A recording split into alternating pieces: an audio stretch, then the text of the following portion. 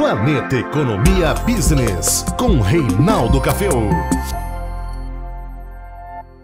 Olá, amigos da Abracam, Planeta Economia, em contato com você, falar um pouquinho dos cenários para esse ano. Eu prefiro projetar o cenário econômico através da matriz macroeconômica do lado da demanda, acho que fica mais fácil de entender.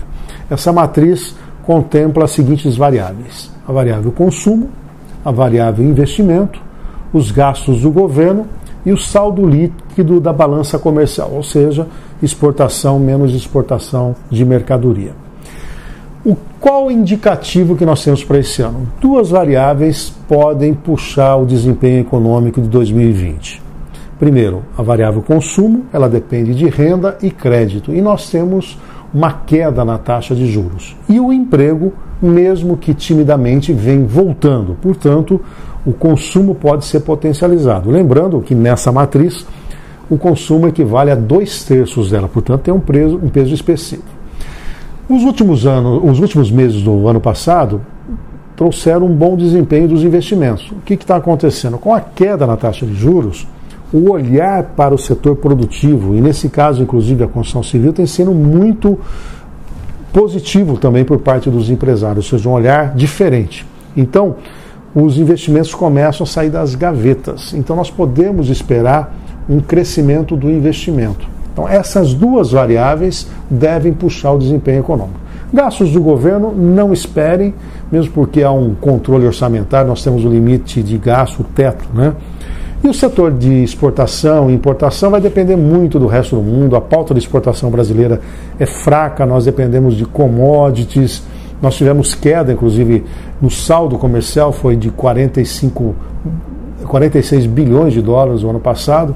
Então eu não vejo que o crescimento virá por essa vertente. O que nós temos é que melhorar nossa pauta, começar a trabalhar para reconquistar o mercado internacional.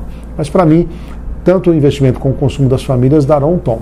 Quanto pode ser esse crescimento? Na ordem de 2,2% até 2,5%.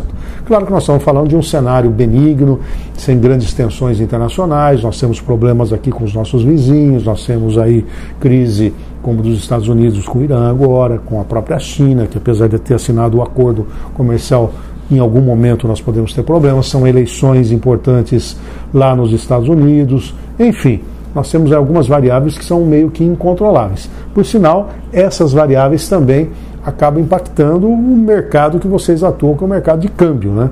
Começamos o ano aí bombando, né, tendo bom desempenho, com queda na cotação do dólar, e veio aí o conflito agora, esse mal-estar entre Estados Unidos e Irã, alta no valor do petróleo, já dúvida se vai ter crescimento, o nervosismo faz com que os agentes econômicos se protejam na moeda estrangeira. Então, aquilo que parecia ser um céu de brigadeiro, de vez em quando tem um revés.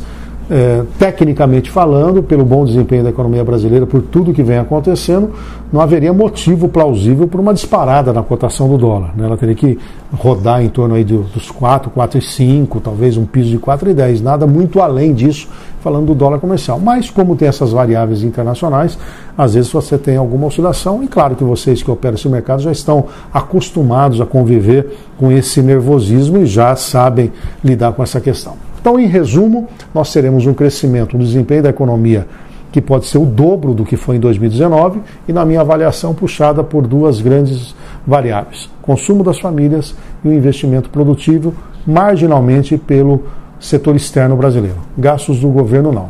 E a cotação do dólar, numa situação benigna, em ambiente internacional tranquilo, com esse desempenho econômico, não há por que o câmbio disparar, mesmo entendendo que o grande atrativo que o Brasil tinha para atrair o capital estrangeiro, que era a taxa de juros elevada, ela está em queda, inclusive os juros menor do ponto de vista de taxa real, ou seja, acima da inflação.